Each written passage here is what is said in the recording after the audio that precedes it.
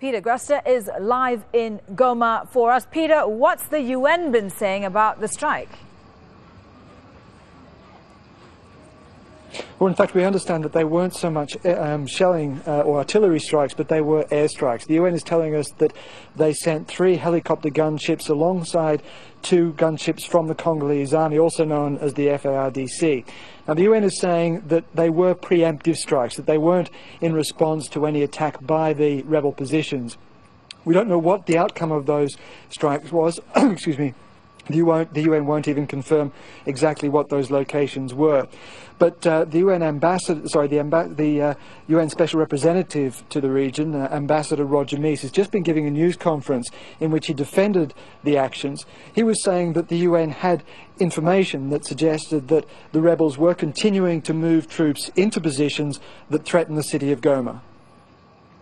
It is quite clear that the advances and actions of the M23 have and continue to pose a serious threat to civilians, and we are certainly committed to use force as indicated and will continue to do so in furtherance of that mandate, and again working clearly in a very close collaboration with the FARDC. And Peter, the UN's mandate is to protect civilians there. This seems a very robust interpretation of the mandate.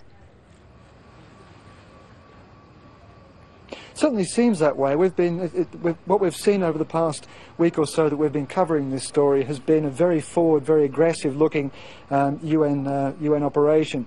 We've seen the UN armoured vehicles right on the front lines fighting off the rebels in Bunagana. We saw them setting up rear defences in the town of Rutshuru, and we've also been on the front lines around Goma watching them prepare their defences with very close coordination with the Congolese military.